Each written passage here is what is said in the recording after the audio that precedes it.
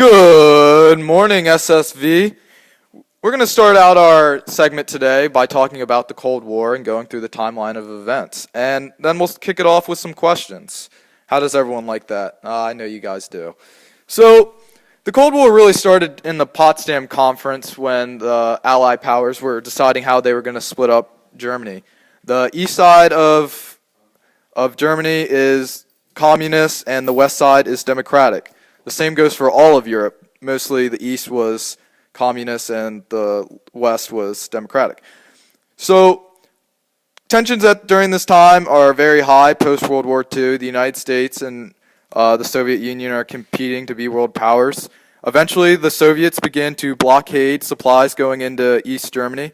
So that started the Berlin airlift, in which the democratic nations airlifted supplies over the blockades and gave help to those in need in East Germany.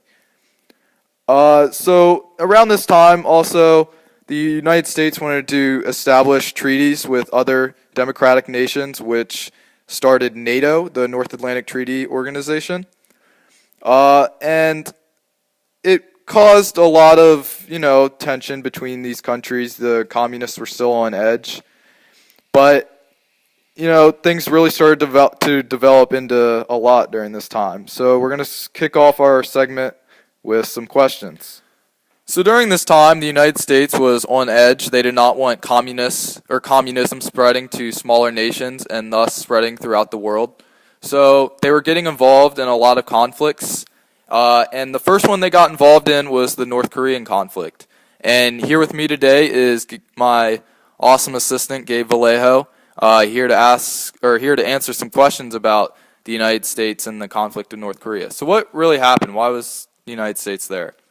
Well, in June 1950, North Korean forces invaded South Korea, and they have the assistance of Russia and China, while the South Korean stronghold hopes to win with the help of the UN and the United States. Oh, wow. So, things were really getting heated over there in North Korea. I think a lot of people saw it as an unnecessary war with the United States. So what's happening here in the Middle East with the Iranian government? Well, the United States-sponsored corporation overthrew the Iranian government with the help of the Iranian military. So there was a military coup going on. So what is the United States doing with the rest of Southeast Asia during this time? Because it wasn't just limited to Korea. They have established the Southeast Asia Treaty Organization, which consists of many countries such as Australia, New Zealand, Pakistan, the Philippines, Thailand, France, and the United Kingdom. Awesome. So what are the communists doing during this time? They've created a pact of their own, known as the Warsaw Pact, which consists of the Soviet Union, Albania, Bulgaria, Czechoslovakia, East Germany, Hungary, Poland, and Romania. Oh, wow. So the communists are really making moves during this time. And during this time, there's some other things other than conflict that really happened. What was going on with space? I think, yeah, space. Well, the Soviets launched the first man-made satellite, which was called Sputnik, thus starting a new type of race besides the arms race, the space race. The space race. So the communists were really looking for other outlets to flex their power and show the world what they were really made of. Now, while there's many conflicts going on in the Southeast Asian area of the world, the United States was also worried about, the local threats. And during this time, the country of Cuba was overthrown through a military coup, and Fidel Castro was installed as a communist dictator. So the United States really became worried because of the close proximity of Cuba to the United States, and that really put a lot of people on edge. So what did the United States do as a result to this, Preston? Well, on April 17th, 1961, 14,000 Cuban exiles launched what became a critical invasion at the Bay of Pigs on the south coast of Cuba. This grew tensions between Cuba and the U.S. due to the spread of communism. In 1959, Fidel Castro came to power in an armed revolt that overthrew the Cuban dictator Batista. All right, so things are really getting hot and heavy over there in Cuba They have the support of the Soviet Union, and the United States is really on the edge, and they really responded. But the Bay of Pigs invasion was not a success, and it really made the United States look bad. So what's going on around other parts of the world?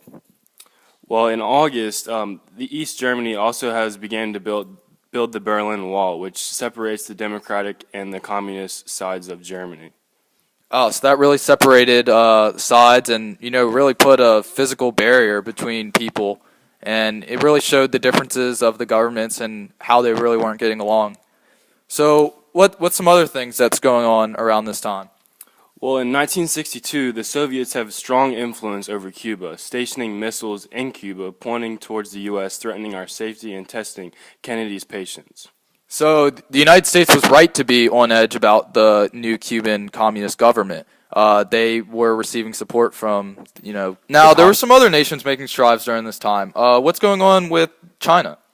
Well, in October of 1964, China has successfully tested their first nuclear atomic bomb, sending out a message to the rest of the world that they are indeed highly capable of participating in a nuclear war. Wow. So things are just really getting on edge here. A lot of people not getting along. There's little communication between these countries. So this really put a lot of people on edge. The Soviet missiles pointing at the U.S. would later become known as the Cuban Missile Crisis. That was the 13-day period in which people really didn't know if there was going to be an atomic attack, and it really scared a lot of the United States citizens just to know that they could be obliterated at any moment, really. So, like we stated earlier, the United States found itself getting involved into many conflicts around the world to prevent the spread of communism. One of those conflicts was the Vietnam conflict, in which the U.S. sent troops to combat they sent forces to South Vietnam to combat North Vietnamese troops. The North Vietnamese were communists, and the United States did not want their influence to be spread all throughout Vietnam. So here with me today is Justin Smith. Tell us a little bit about what the communists were doing during the time of the Vietnam conflict. On the night of August 20th, 1968, approximately 200,000 Warsaw-packed troops and 5,000 tanks invade Czechoslovakia to crush the Prague Spring, which is a brief period of liberalization in the communist country. All right, so the Soviets made the Czech Republic or Czechoslovakia during this time communists, and they really didn't want to be. So they tried to overthrow the communist government, and the Soviet Union really did not want that to happen. They didn't want their government to be overthrown.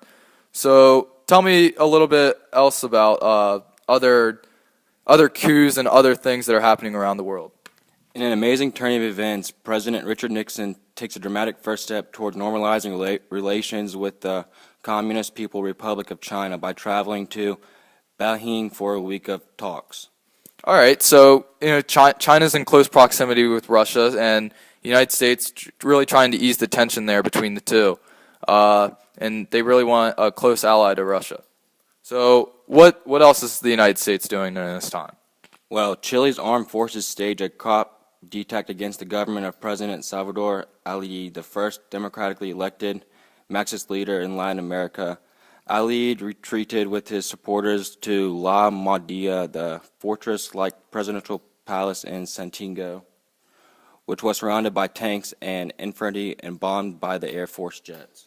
All right, so the United States, really provided a lot of supplies to this country, and they really wanted to stop this uprising they wanted to overthrow the Chilean government because they were also communists. So during all of this, the Vietnam conflict is still going on. So in 1975, the South Vietnamese forces fall to communist forces, and effectively the United States lost their first war.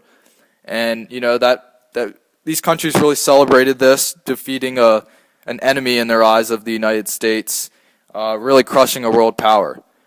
So after the Vietnam conflict, what else is how are things really evening out around the world?